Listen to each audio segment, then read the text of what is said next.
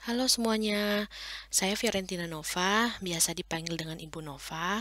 Apakah kalian semua hari ini sudah siap belajar? Hari ini kita akan mempelajari tentang beberapa masalah yang terjadi pada sistem persyarafan serta asuhan keperawatannya. Pertama-tama, kita akan mempelajari tentang cerebral palsy. Seperti pengertian yang telah ditampilkan di slide, bahwa cerebral palsy merupakan kerusakan fungsi sistem saraf, baik itu sistem saraf pusat dan perifer, yang mempengaruhi kontrol motorik tubuh, postur tubuh, serta pergerakan otot sadar dan tidak sadar. Cerebral palsy disebabkan karena adanya masalah pada masa perkembangan otak janin, saat sebelum dan selama kehamilan, atau saat kelahiran dalam jangka waktu 2 tahun pertama kehidupan. Misalnya saat kehamilan ibu mengalami masalah kesehatan.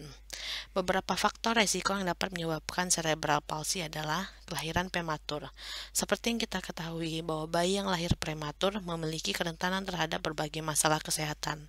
Salah satunya adalah karena sistem tubuh atau organ yang belum matang sehingga belum dapat berfungsi optimal. Selain itu juga dapat pula terjadi dengan kelahiran cukup bulan dengan masalah-masalah vaskular pada bayi tersebut, atau pada kelahiran kembar yang umumnya disebabkan karena perkembangan yang kurang optimal. Tanda dan gejala cerebral palsy dapat diketahui melalui terlambatnya perkembangan motorik anak di tahun pertama, sehingga orang tua dan tenaga kesehatan, salah satunya perawat, perlu untuk mengetahui tumbuh kembang anak sesuai dengan usianya. Tanda dan gejala lain ialah otot tegang terus-menerus dan tidak dapat diregangkan ataupun dilemaskan. Selain itu juga ditemukan gerakan atau bentuk tubuh seperti gunting seperti yang ada pada gambar di slide. Selain itu juga ditemukan kontraktur sendi atau kekakuan pada sendi, paralisis atau hilangnya fungsi otot, tremor, overekstensi pada daerah sendi, kurangnya kemampuan menghisap, mengunyah atau menelan, menunjukkan adanya nyeri, dan ditemukan terjadinya kelumpuhan pada satu bagian tubuh yang disebut hemiplegi atau diplegi, kelumpuhan pada ekstremitas bagian bawah, atau quadriplegi, kelumpuhan pada ekstremitas bagian atas dan bawah. Beberapa klasifikasi cerebral palsy berdasarkan manifestasi klinis yang ditunjukkan adalah: yang pertama, atatik, merupakan kurangnya koordinasi otot dan keseimbangan tubuh. Yang kedua, ialah spastik, ditunjukkan dengan adanya hipertonia di mana meningkatnya ketegangan otot atau kekakuan otot yang disertai dengan kurangnya kontrol postur tubuh. Lex schizoring atau bentuk kaki seperti gunting, gangguan kemampuan bicara, primitif refleks yang tidak hilang, dan kontraksi otot yang bersifat tetap bahkan kontraktur. Spastik sendiri disebabkan karena adanya lesi pada cerebral cortex. Yang ketiga ialah hipotonik, merupakan rendahnya kontrol otot yang disertai dengan adanya distrofi otot, distonia, atonik, dan ataksik. Distrofi otot adalah menurunnya atau melemahnya kemampuan fungsi otot voluntar. Distonia adalah gangguan di mana otot berkontraksi tidak terkendali atau bergerak sendiri. Sedangkan atonik merupakan keadaan di mana otot kehilangan kekuatan atau kemampuan. Selanjutnya ialah ataksik, merupakan gangguan pada gerak tubuh. Yang keempat ialah diskinetik, merupakan gerakan mengeliat pada keempat anggota gerak dan bahkan dapat terjadi juga pada otot wajah. Yang kelima ialah mix, yang menunjukkan tanda dan gejala dari beberapa jenis klasifikasi yang disebutkan di atas. Pemeriksaan diagnostik cerebral palsy, yang pertama CT scan, yaitu pemeriksaan menggunakan sinar X untuk melihat bagian mana dari sistem saraf yang mengalami gangguan. Untuk pencitraan yang lebih dalam dan lebih luas dapat dilakukan dengan MRI dengan memanfaatkan medan magnet dan radioaktif untuk menampilkan struktur tubuh. Selain itu juga dapat dilakukan pemeriksaan elektroensefalografi atau EEG, di mana untuk merekam aktivitas elektrik spontan dari otak. Jadi elektrodanya itu diletakkan di kepala. Selain itu juga dapat dilakukan pemeriksaan EMG, di mana untuk mengevaluasi fungsi saraf dan otot dengan cara merekam aktivitas elektrik yang dihasilkan otot skeletal. Berbeda dengan EEG, EMG elektrodanya diletakkan di ekstremitas tubuh. Intervensi yang dapat dilakukan pada kasus cerebral palsy, secara medis tidak ada pengobatan untuk cerebral palsy. Intervensi yang diberikan untuk mengendalikan tanda dan gejala, meningkatkan kemampuan tubuh, dan mencegah terjadinya cedera serta menurunkan resiko komplikasi.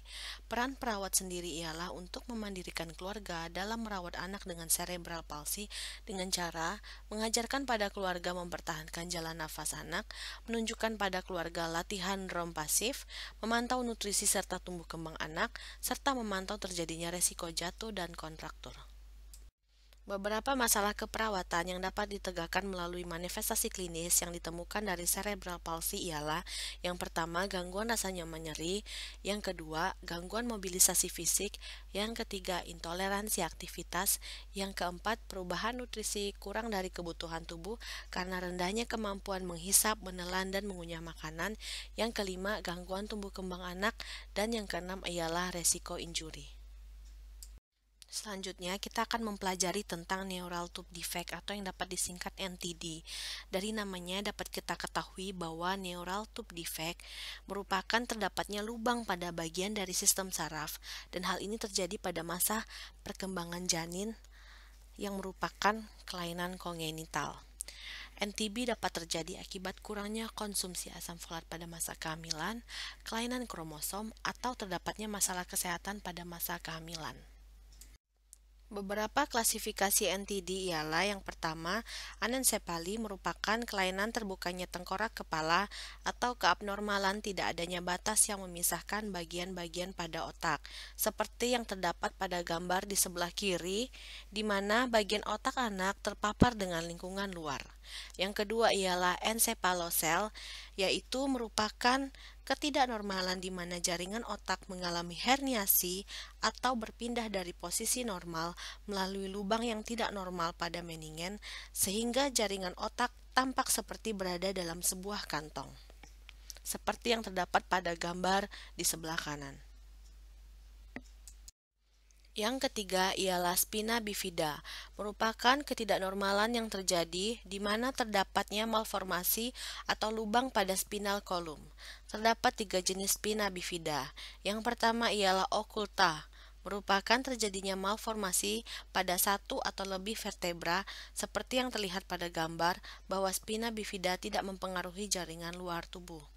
Yang kedua ialah meningocele, adanya defek atau lubang tidak normal pada spinal kanal yang menyebabkan pengisian cairan cerebrospinal berada di luar spinal column sehingga menyebabkan timbulnya benjolan yang abnormal. Sedangkan yang ketiga ialah myelomeningocele, merupakan kelainan tidak tertutupnya vertebral column dan medula spinalis yang menyebabkan cairan cerebrospinal dan saraf tulang belakang mengalami herniasi yang menyebabkan adanya tonjolan seperti kantong.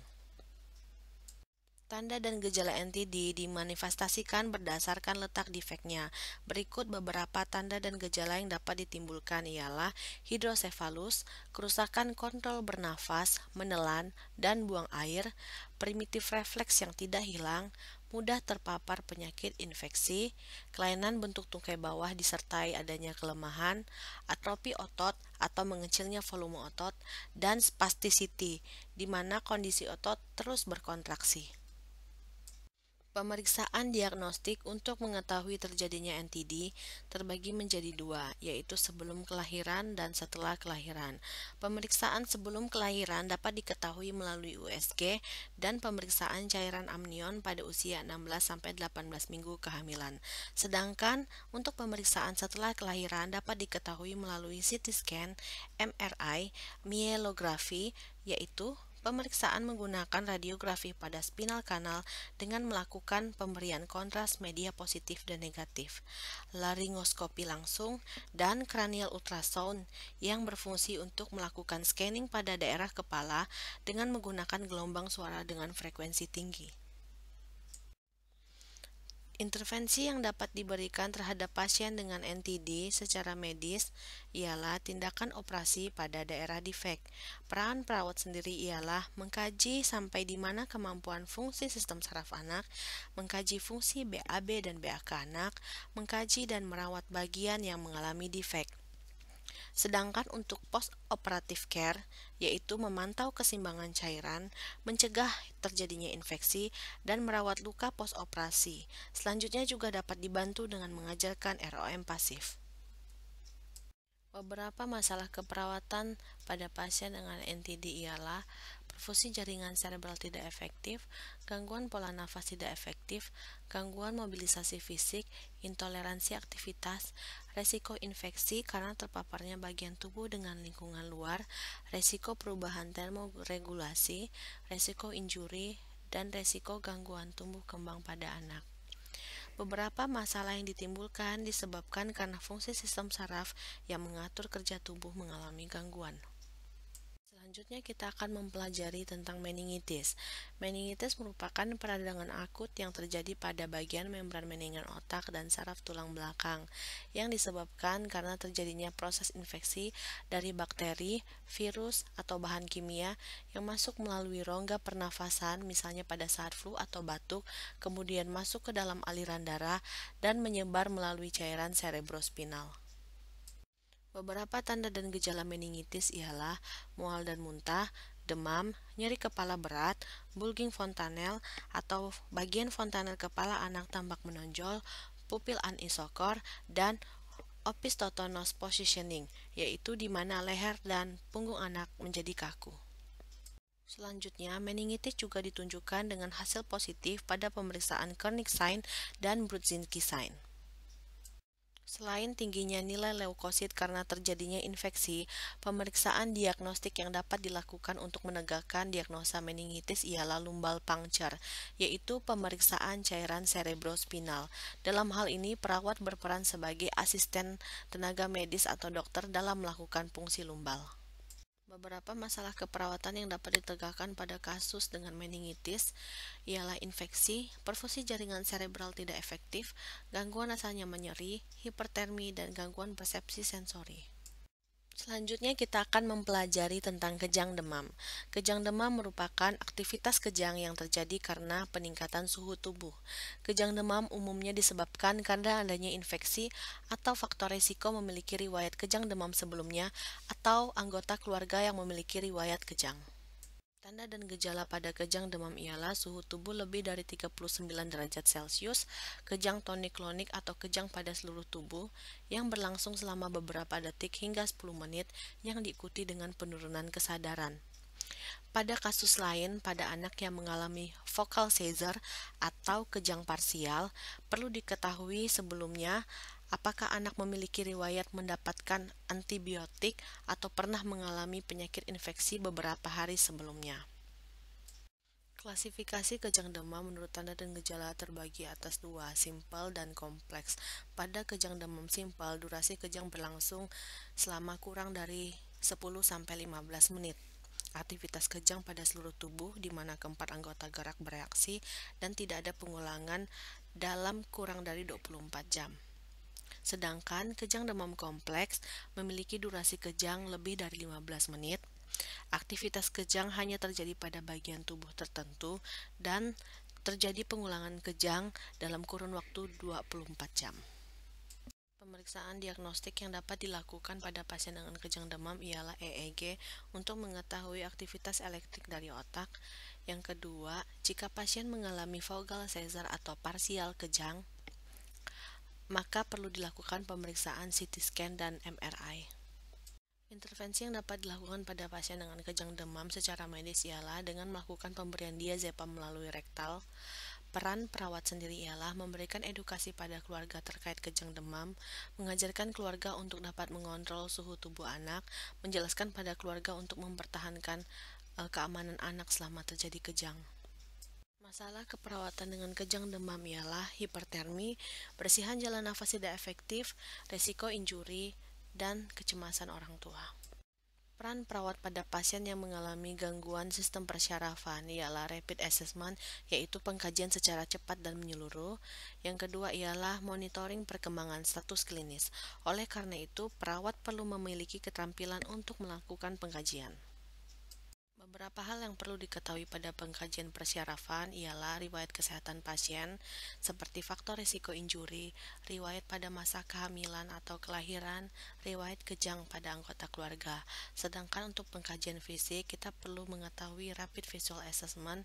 Yang dilihat pertama kali ialah kesadaran, warna kulit, dan kemampuan bernafas. Pemeriksaan lanjutnya ialah bagaimana postur tubuhnya, pergerakan atau refleks tubuhnya. Selanjutnya pemeriksaan TTV, pemeriksaan adanya dilatasi pupil, dan pemeriksaan adanya tanda-tanda herniasi otak. Untuk mengetahui tingkat kesadaran pasien, kita dapat menggunakan Glasgow Coma Scale. Untuk bayi, kita dapat menggunakan GCS yang telah dimodifikasi. Untuk mata, jika mata terbuka spontan, maka nilainya 4.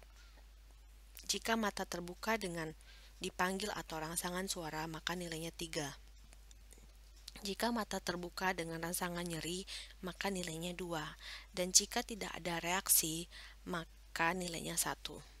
Untuk verbal, jika bayi mengeluarkan suara-suara tanpa mendapatkan rangsangan, maka nilainya 5.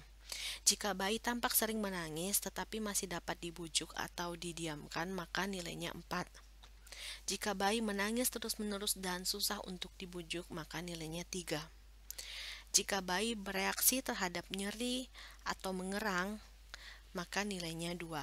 Jika bayi tidak bereaksi, maka nilainya 1. Untuk motorik, jika bayi dapat bergerak spontan secara normal, maka nilainya 6. Jika bayi tampak menarik diri atau gerakan menjauh ketika disentuh, maka nilainya 5. Jika bayi bergerak ketika diberi rangsangan nyeri, maka nilainya 4. Jika bayi menunjukkan gerak atau postur fleksi yang abnormal, maka nilainya 3. Jika bayi menunjukkan gerak atau postur ekstensi yang abnormal, maka nilainya 2. Jika bayi tidak bergerak, maka nilainya 1.